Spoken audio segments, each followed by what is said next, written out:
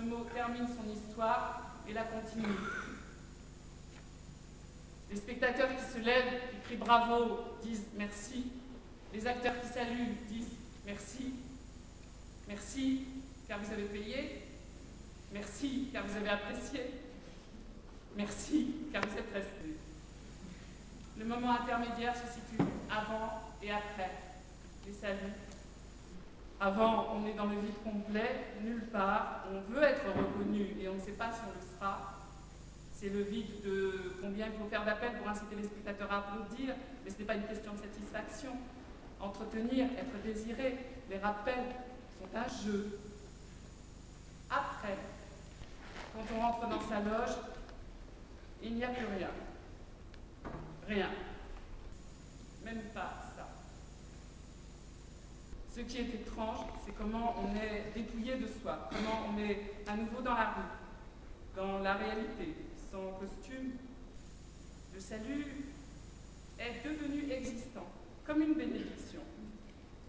Quand le spectacle est terminé, quand les spectateurs s'en vont, à ce moment-là, c'est bien fini. On peut sortir. L'acteur est venu saluer pour mémoire.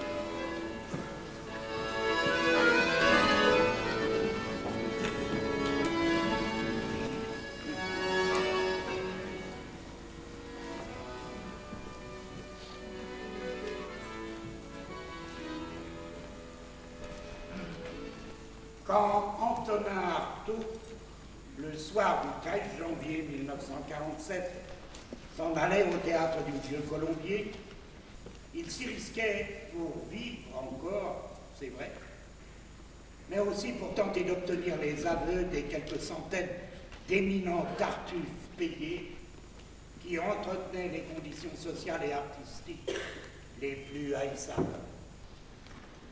Ceux-là vinrent nombreux et s'enfuirent aussi, ou pétrifiés restèrent là dans le silence, sans avouer ou pire encore, désavouant cet acte qu'ils devaient considérer barbare. Ce désaveu fut cause du désastre. Le désastre d'une scène de théâtre abandonnée d'une façon si épouvantable qu'il ne pourrait peut-être plus rien s'y produire de semblable. Antonin Artaud s'en alla donc seul, comme il était venu, laissant 3 cahiers d'écoliers remplis d'une écriture fine, éblouissante. Essayez d'imaginer cette longue soirée qui tourne à court, sans vouloir faire revivre ce qui fut sans doute une tentative, un essai, une audace. Ce petit tête-à-tête, comme il dit. Justement, essayer de faire entendre sa voix qui ne fut pas entendue, ou mal, ou par si peu de personnes, comme aussi pour dire ce qu'il disait. Pas de grâce, pas d'écrit, pas d'esprit. Non, non, c'était... lui, il appelle ça un tête-à-tête, donc c'est une espèce de reprise contact, oui, d'une prise de contact, une reprise de contact avec le monde libre, puisqu'il venait de sortir, donc, il y a 6 mois de l'asile de Rodez, où il avait été enfermé, donc, 3 ans, plus d'autres asiles avant, en fait, 9 ans d'enfermement. Donc c'était, oui, pour lui, je pense, un désir assez pressant et nécessaire de parler enfin avec des gens libres et étant libres. Donc c'est pas, non pas du tout du théâtre, c'est une espèce de communication comme, je ne sais pas, la veille du 18 juin, ou je ne sais pas moi, prendre à quelque chose, une communication, oui, un désir en tout cas de se débonder le cœur, l'âme et l'esprit et avec ses contemporains.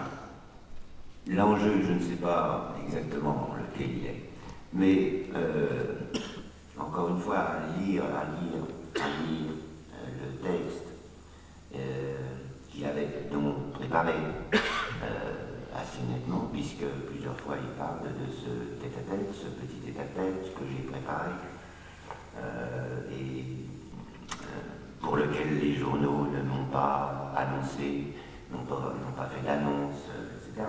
Donc c'est bien une volonté qu'il a eue. Moi, je remplace cette espèce d'enjeu de vie ou de mort, je le remplace, oui, je suis bien obligé, par cette espèce il ne pouvait pas faire autrement. Donc, c'est cette espèce de... C'est comme un comédien qui rentre en scène, n'est-ce pas? Enfin, il ne peut pas faire autrement une fois qu'il est entré en scène. Alors, c'est cette espèce d'enjeu, moi je le remplace comme ça.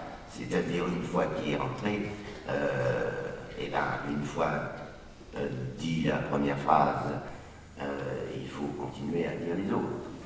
C'est cette espèce de dos au mur que moi, j'essaye de remplacer son enjeu à lui, qui était bien beaucoup plus fort, évidemment, par celui-là. C'est-à-dire le fait qu'il va falloir le faire, même si c'est insurmontable. Et en fait, ce qui est insurmontable dans cette entreprise-là, c'est qu'effectivement, ça ne parle que de précipice et de souffrance. Et cette souffrance, on est bien obligé quand même de l'assumer un tant soit peu. Et c'est cela, enfin, c'est le côté, je dirais, moralement abattu et combattant né de Artaud, qui est, avec ses hauts et ses bas, qui sont aussi dans le texte, et parfois cette espèce d'explosion, je dirais, et en même temps de ravalement de ce qu'il pourrait dire, tellement il a quand même conscience quelque part là, ici, devant les gens, enfin, quand ça s'est passé, que les gens aussi un peu ne comprendraient pas tout ce qu'il veut dire. C'est cette espèce de se rendre compte que le faisant, c'est en vain presque.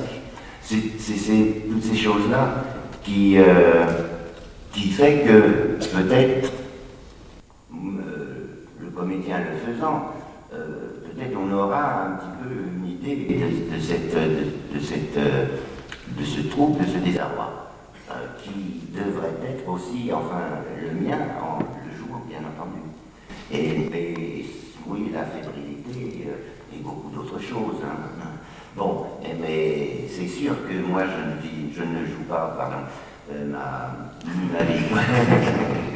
Oui, je ne vis pas, si, voilà, justement quand même, non, je ne le vis pas, mais il faut bien quand même l'assumer, cette pensée déroutée et déroutante.